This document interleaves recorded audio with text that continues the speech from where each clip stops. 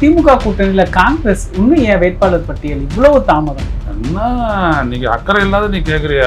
இன்னைக்கே விட்டாங்கன்னா அடுத்த 5 நாள் அங்க கொலை குத்து நடக்கும். அங்கேயும் கமலால அங்க மட்டும் நான் வாழுது. குரங்கு சட்டை நடக்குங்க. ஒருத்தனை அடிச்சுட்டு செத்து போயிடுவாங்க. என்னைக்குமே காங்கிரஸ் கட்சி வந்துட்டு வேட்பாளர் பட்டியல் முதல் நாளே போயிட்டேன் அப்படிலாம் காங்கிரஸ் கட்சி பண்ணவே பண்ணாத. என்னைக்கு வந்துட்டு வேட்பாளர் தாக்கல் முடியுது? 6ஆம் தேதி முடியுது. 5ஆம் தேதி நைட்டு 12:30 மணிக்கு வேட்பாளர் பட்டியல் வெளியிடுவாங்க. முன்னாள் அறிவிச்சிட்டான்னு வேட்டையை உருவிட்டு போயிடுவான். டவுசரோட தான் நிக்கணும் காங்கிரஸ் எம்எல்ஏ வேட்பாளர். ஸோ அந்த ரிஸ்க் எல்லாம் ராகுல் காந்தி எடுக்க மாட்டார்ல. காங்கிரஸ்ல ஜோதிமணி சொல்றாங்க குடும்ப உறுப்பினர்களுக்கு சீட்டு தராங்க. பிரவீன் சக்கரவர்த்தி ஒரு விஷயம் சொல்றாரு. வெளிப்படையாவே இப்படி மக்கள் மத்தியில தேர்தல் சமயத்துல இப்படி ஒரு பிரச்சனையை கிளப்புறதுங்கிறது. காங்கிரஸ்ல எதையுமே யாருமே எதுவுமே செய்ய மாட்டாங்க. பதவியை பட்டு கேட்பாங்க. இதுக்கு 28 சீட்டு எதுக்கு சார் இவ்வளவு போராட்டம் பண்ணி 28? இந்த கேள்விக்கு தான் விடை காண முடியாத தமிழ்நாடே மண்டையை உடச்சிக்கிட்டு விட்டுடுச்சு. 28 சீட்டு ஏன் கொடுத்தாருன்னு சிதம்பரம் வந்தாரு. சிதம்பரம் தான் 2 சீட்டு போட்டு கொடுத்தாரு. அந்த 28 ஆள் இல்லாத தவிக்கிறாங்கண்ணா. தாண்ட போயிட்டு விஜயை பலப்படுத்திட்டாங்க அப்படின்னா தேமுதிகவும் ஒன்னாடு அங்கே போயிடும். உடனே விஜய் என்ன பண்ணுவார்? இவரு சும்மாவே புலி வேஷம் போடுறவரு. பாத்தீங்களா நம்மளுடைய கூட்டணியே அப்படி இப்படின்னு பேசுறோன்னே அது கொஞ்சம் மிரட்சியா இருக்கும் திமுககாரனுக்கு. அதாவது நமத்து போன பட்டாசு, மக்கி போன பொருள், அவ்வளவுதான் விஜய். ஒண்ணுமே இல்லை இதுல. இது வரைக்கும் ராகுல் காந்தி தமிழ்நாட்டுக்கு வரவே இல்லை. நல்லது, ரொம்ப வராது இருந்துட்டான்னு ரொம்ப நல்லது. சுத்தமாக நடுவில் வந்தாரு. ஸ்வீட் வாங்கி அவருடைய பிரதருக்கு ஸ்டாலின் கொடுத்துட்டு ஏமாத்திட்டு வரம் பிரதர் அப்படின்னு சொல்லிட்டு போயிட்டாரு. அவ்வளவுதானே அவரு. அதுதான் ஓட்டுலாம் வந்துச்சா? இந்திய ஒன்றிய அரசு தமிழ்நாட்டுக்கு ஏதாவது செஞ்சிருக்கணும். இந்த மக்களுக்கு ஏதாவது செஞ்சிருக்கணும். ரயில்வே திட்டங்களுக்கு நிறைய பண்ணியிருக்கணும். பேசுறதுக்கு எதுவும் வரவே இல்லையா மோடிலாம்? திருப்பரங்குன்றம் வந்தார்ல சார். இப்போ 4ஆம் தேதி மறுபடியும் வந்தாரு. நெடுஞ்சான்கடையே கும்பிட்டாரு. முருகா ஏதாவது பார்த்து செய்யினாரு. முருகர் எதுவும் ஒன்றும் ஆன்சர் பண்ணல, போயிட்டாரு அவரு. அமித்ஷா அடிக்கடிலாம் வருவாங்கல்ல, உளவுத்துறை ரிப்போர்ட்லாம் போகும்ல, உனக்கு ஒன்றும் இல்லைங்க அப்படின்ட்டு. அதெல்லாம் அவங்க பேசாத இருக்கிறாங்க.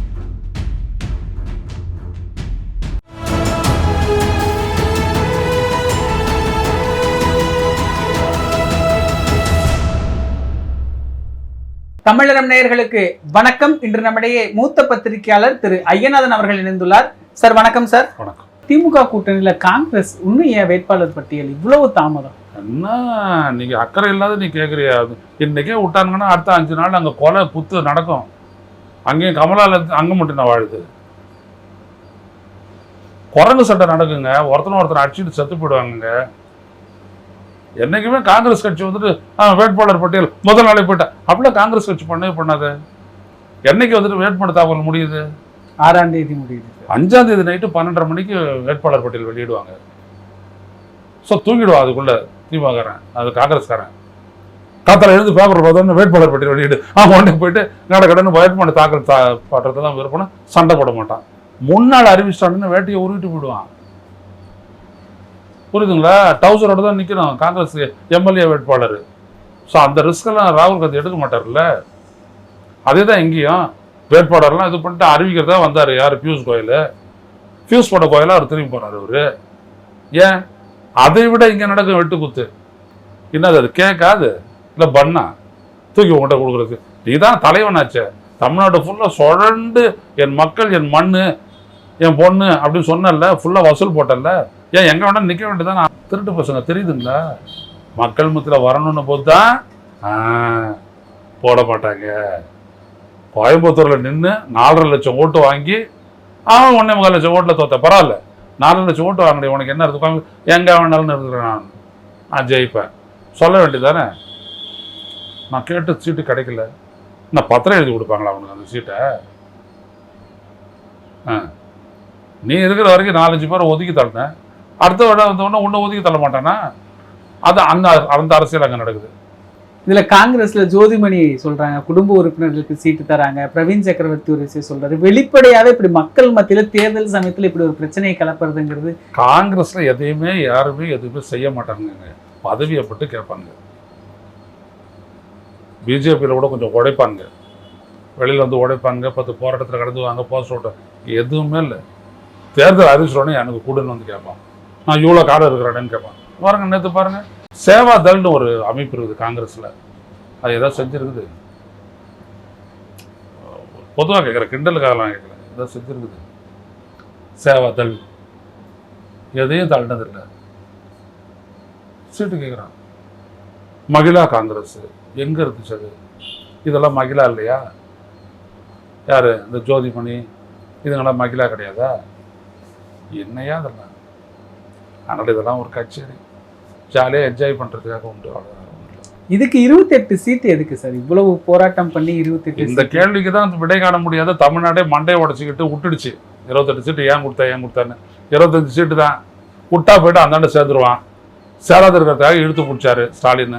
அப்புறம் போனா போது பரவாயில்ல அப்படின்னு சொல்லிட்டு தான் தேமுதிகவோட நெகோஷியேட் பண்ணாங்க. நெகோஷியேட் பண்ணி ஸ்டாக் எடுத்து வச்சிருந்தாங்க. அதை புரியுதுங்களா?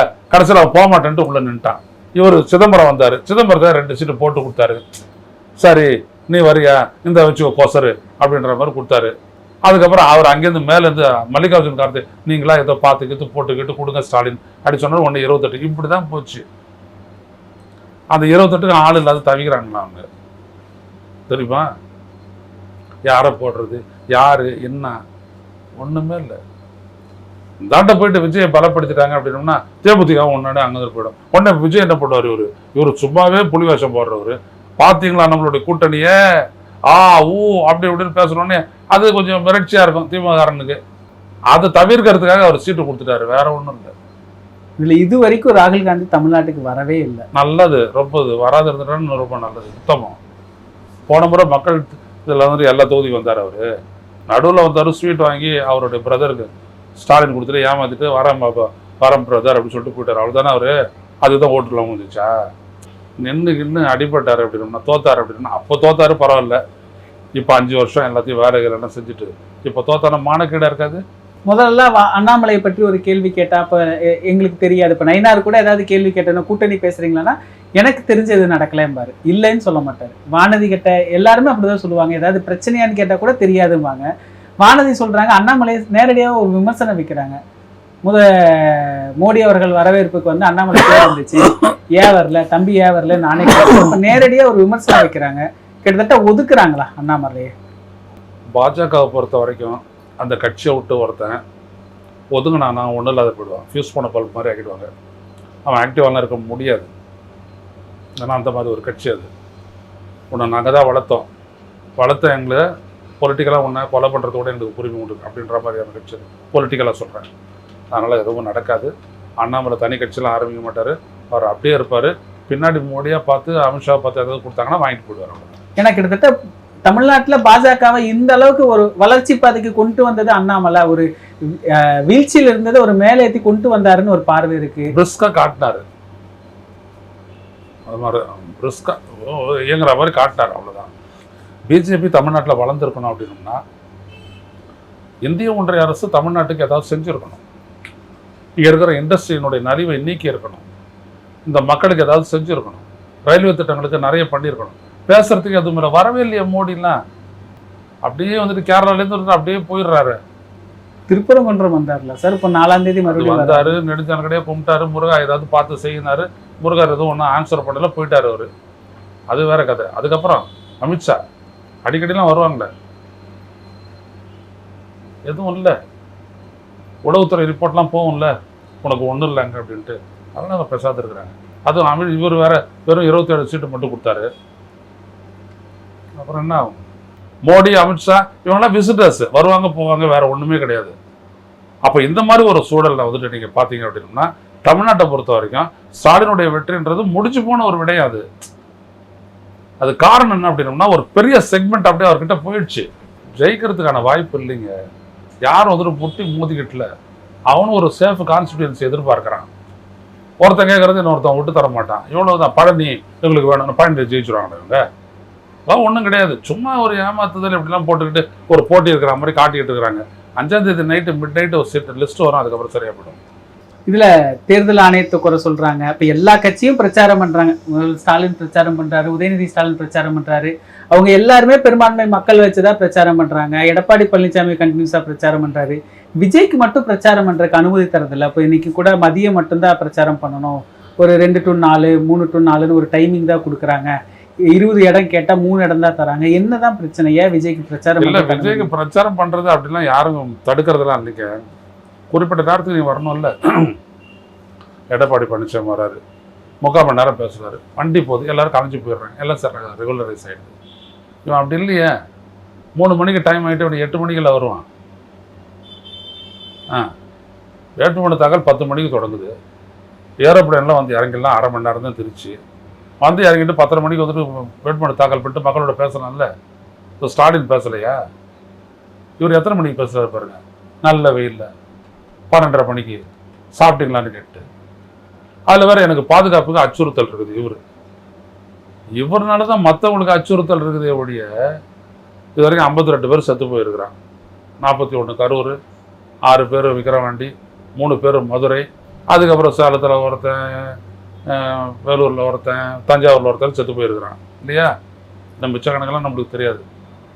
அரசியலுக்கு வந்துட்டு 52 பேர் காலி பண்ணியிருக்காங்க.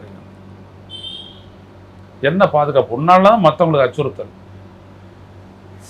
நீ வந்து பஸ் அப்படி சொருவில் அப்படின்னா யாராவது செத்துருப்பாங்களே? உனக்கு என்ன அச்சுறுத்தல்? உன்னை சுற்றின ரசிகர்கள் தான் இருக்கிறாங்க. அவங்கள கண்டு பயப்படுறியா நீ? என்ன அச்சுறுத்தல்? ஆக விஷயம் என்னன்னா, இவங்களுக்கு எல்லாம் ஒரே நோக்கம், ஜெயிக்க போகிறதில்ல. தமிழ்நாட்டு அரசியல் களத்தை குழப்புறாங்க. சட்டம் ஒழுங்கு பிரச்சனை, இங்கே பாதுகாப்பு இல்லை, யாருக்கும் பாதுகாப்பு இல்லைன்னா அவ்வளோ தூரம் கூட்டம் வந்து நிற்குமா? யாருக்கும் பாதுகாப்பு இல்லைன்னா ஒரு ரசிகர்கள், வீராதி வீரர்கள், சூராதி சூரர்களா? இவ்வளோ பெண்கள் வராங்களே, ஓடி வராங்களே, அது ஏற்பாடு பண்ணி ஆடெல்லாம் வச்சிருக்கிற கோடம்பாக்கத்துலேருந்து கூட்டியாந்து அப்படியே உன்னை பார்த்தோன்னே அதுக்கெல்லாம் ஆடு. எல்லாத்தையுமே பத்திரிகையாளர்கள் தான் ரெடியாக இருக்கிறாங்களே, அப்படியே பின்னாடியே மோந்துட்டு போயிட்டு அக்கா எங்கே போகுதுன்னு பார்த்து கண்டுபிடிச்சிடுறாங்கல்ல. திருப்பி மாட்டிக்கிறாங்க. வந்து ஏதாவது ஒன்று பண்ணுறாங்க, மாட்டிக்கிறாங்க. இன்னைக்கு கூட பாருங்கன்னா, இவர் பேப்பர் மடக்கிட்டு இருக்காரு, ட்ரோன் இங்கே நின்று பார்த்துட்டு இருக்குது. அப்புறம் என்ன சாயந்தரம் அதில் வரும் பாருங்களேன், இந்த இடத்துல அழவும், இந்த இடத்துல கையை தூக்கவும், இந்த இடத்துல வந்துட்டு கண்ணீர் சிந்தவும் எல்லாம் அதுல வரும். அதுல கூட ரொம்ப நேரம் பேப்பர் எல்லாம் பேசிட்டு இருந்தாரு சார். நான் கிட்ட உங்ககிட்ட கேள்வி வைக்கலாம். ட்ரோன் இறங்கும் போது இவர் பேப்பர் எடுத்தாலும் ட்ரோன் கிட்ட வந்துருச்சு. விஜய் இப்படி பாக்குறாருங்க, இப்படி ட்ரோன் இப்படி பாக்குதுங்க. இந்த ஆளை என்னன்னு செய்யறது? அறிவு இருக்க வேணா? இந்த ட்ரோன் எல்லாம் கிட்ட கொண்டாடாதீங்கடா, அது என்ன காப்பி அடிச்சு வெளில சொல்லுதுன்னு சொல்ல வேண்டியதில்லை.